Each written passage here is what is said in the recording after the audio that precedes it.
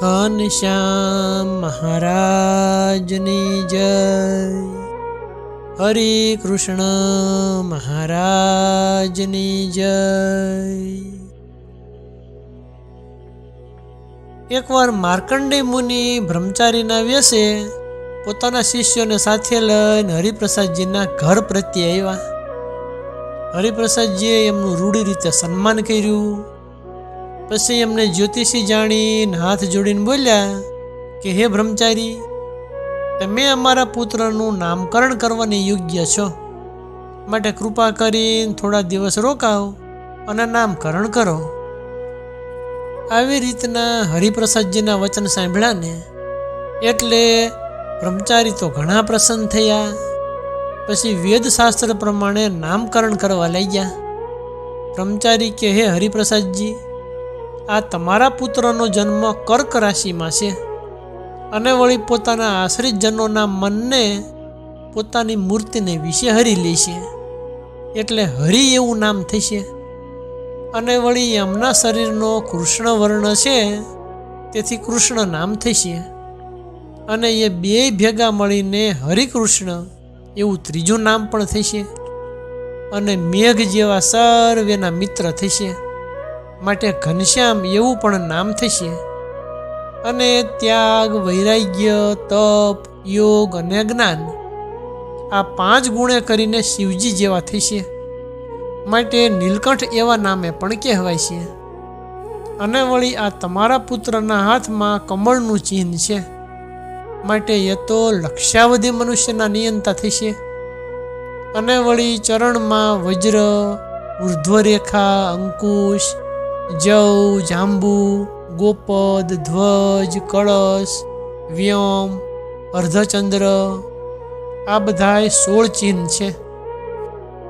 માટે આ તો સાક્ષાત શ્રી પુરુષોત્તમ નારાયણ ભગવાન છે. શ્રી કૃષ્ણ પરમાત્મા વિના બીજા કોઈના શરીરમાં આવા ચિહ્ન હોતા નથી. માટે હે ધર્મદેવ, પુત્રભાવનો ત્યાગ કરીને સાક્ષાત નારાયણ મુનિ રૂપે તમે આ ઘનશ્યામની સેવા કરજો. એમ કરીને પછી મૌન રહ્યા ને એટલે એ બ્રહ્મચારી રૂપે જે માર્કંડેય મુનિ આવેલા એમના ધર્મદાદાએ ભારે ભારે ઘરેણાં અને અમૂલ્ય નવા વસ્ત્ર ભેટમાં આપ્યા. પછી હરિપ્રસાદજીની રજા માગીને એ ઋષિ તે પ્રયાગ તીર્થની યાત્રા કરવા માટે ચાલી નીકળ્યા. પછી હરિપ્રસાદજી અને ભક્તિ માતા તે પોતાના પુત્રને સાક્ષાત પુરુષોત્તમ નારાયણ જાણી અને લાડ લડાવવા લઈ ગયા. ધર્મદેવ ભારે ભારે અમૂલ્ય ટોપી, ડગલી, રૂમાલ, રત્ન જડેલા અમૂલ્ય ઘરેણાં આ બધું બાળ પ્રભુને ધારણ કરાવતા. બાળરૂપ ભગવાન હતા ને એમને ભક્તિ માતા તો એક ઘડી પણ દૂર મેલતા નહીં. ઘડીક વાર પોતાના ખોળામાં રમાડે, ઘડીક વાર પારણામાં પોઢાડે અને વારે વારે મુખારવિંદને નીરખીને જુએ, વારે વારે દુખણા લે. અને ગામમાં રહેનારી જે બીજી સ્ત્રીઓ હતી ને એ અને બીજી દેવનારીઓ તે વિવિધ પ્રકારના રમકડા લઈને વારે વારે બાળરૂપ ભગવાનના દર્શન કરવા માટે અને ઝૂલાવવા માટે ઘનશ્યામ પ્રભુની પાસે આવતી.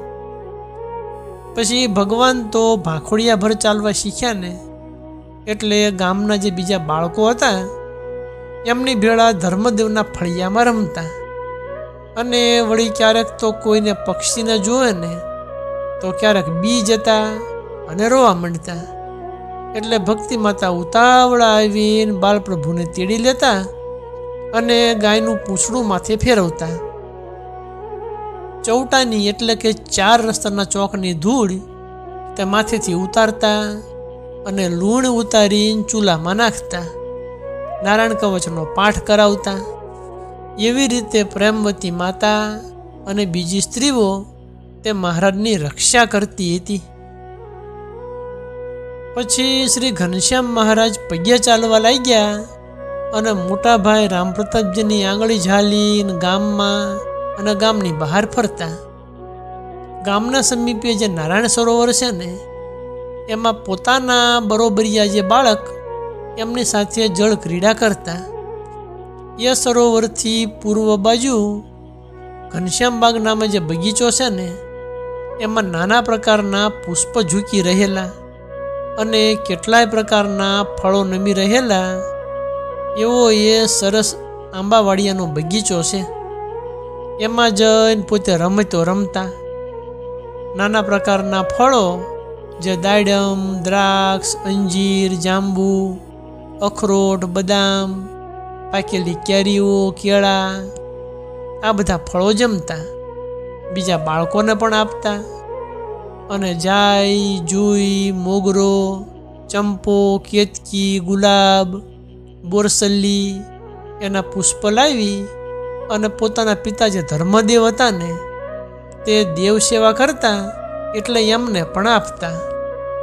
બીજા બાળકો લાલજીને ચડેલા જે પુષ્પ હોય અને બીજા પુષ્પ એમના હાર, ગજરા, તોરા, ગૂંચ, ટોપી આવી રીતે પુષ્પના આભૂષણ ને ઘરેણાં બનાવી અને ઘનશ્યામ મહારાજને ધારણ કરાવતા.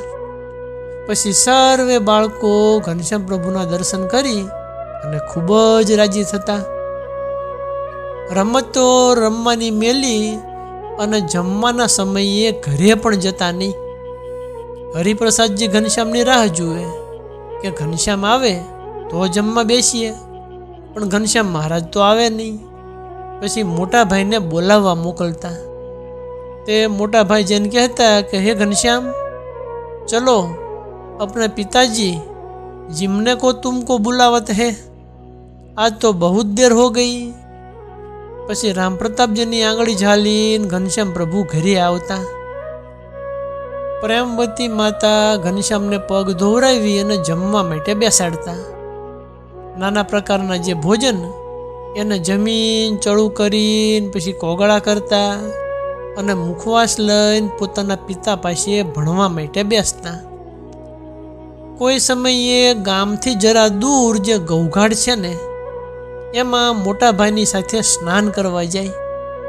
કોઈ સમયે તો ભક્તિ માતા સાથે કપડાં ધોવા જાય અને પોતે સ્નાન કરવા માટે પણ જાય. ભક્તિ માતા કહેતા કે બેટા ઘનશ્યામ, ઊંડા જળમાં મત જાઓ.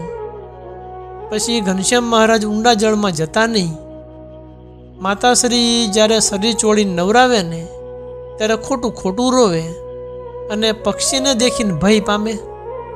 પછી ભક્તિ માતા કહેતા કે હે ઘનશ્યામ, જો એ પક્ષી તો ઉડી ગયું. એટલે ઘનશ્યામ મહારાજ છાના રહેતા. આવી રીતે બાળ સહજ ક્રિયા કરી અને સર્વેને ઘણો જ આનંદ પમાડતા. પછી ભક્તિ માતા તો ઘનશ્યામ મહારાજને તેડીને ઘરે લાવતા. દહીં અને પૂરી જમાડે અને બનાતની ટોપી ને ડગલી પહેરાવે. પગમાં ઝાંઝર અને વેડ, કેડે કંદોરો, હાથમાં વીંટી ને કડા પહેરાવતા. ભક્તિ માતા કહેતા કે હે ઘનશ્યામ, તમે અહીંયા આંગણામાં જ રમજો, ક્યાંય દૂર જશો નહીં. પછી ઘનશ્યામ પ્રભુ પોતે અહીંયા જ રમતા. એવી રીતે છપૈયામાં અનંત પ્રકારની લીલાઓ કરી છે. એકવાર ગામમાં લશ્કર આવ્યું. એના ગાડા જતા હતા ને, તે એના ઉપર રામ પ્રતાપજી બેઠા. ઘનશ્યામ કે હમ ભી ભેળે આવત હે. રામ પ્રતાપજી કે આવો. પછી બે ભાઈ ગાડા ઉપર બેસીને ચાલ્યા ને, તે રસ્તામાં એક ગામ આવ્યું. તે ભાઈ તો એમાંથી દહીંનું ભરેલું વાસણ લઈ આવ્યા. ઘનશ્યામને કે જમો. ઘનશ્યામ કે કિસકે ઘર કા હે? राम प्रताप जी के ब्राह्मण के घर का है. घनश्याम महाराज के हे मोटा भाई, तमे प्रथम जमो ने तो हूँ जमू. पछी मोटा भाई प्रथम जम्या અને ત્યાર પછી ઘનશ્યામ જમ્યા. એવી રીતે અનંત પ્રકારની લીલાઓ કરી છે, પણ આ તો સંક્ષેપે કરીને કહીએ છીએ. ઘનશ્યામ મહારાજને જ્યારે 3જું વર્ષ બેઠું ને, ત્યારે 14 સંસ્કાર જે ગર્ભના કેસ એ ઉતરાવવા માટે વિધિ કરાયો. અને એ દિવસે ધર્મદાદાએ હજારો બ્રાહ્મણોને મિષ્ટાને કરીને જમાડ્યા. ઘણા પ્રકારની દક્ષિણાઓ અને ભારે ભારે વસ્ત્ર એમને આપ્યા. એ દિવસે ભક્તિ માતા અને ધર્મદેવ તે મહેમાનોની સરભરા કરવામાં રોકાયા અને ઘનશ્યામ મહારાજ તો બાળકો સાથે આંબાવાડિયામાં રમવા માટે ગયા.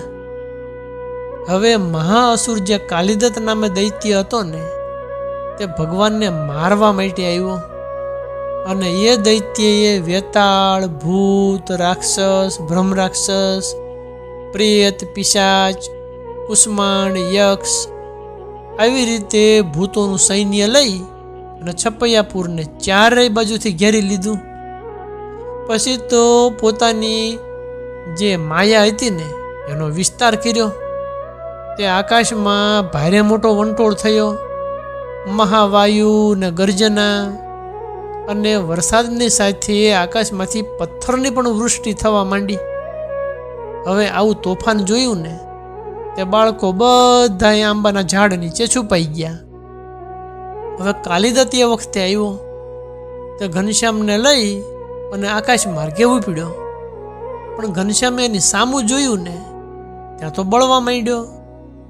તે ગામથી ઉત્તર બાજુ એક મોટું આંબાનું વૃક્ષ હતું ને એની નીચે બાળપ્રભુને બેસાડી દીધા.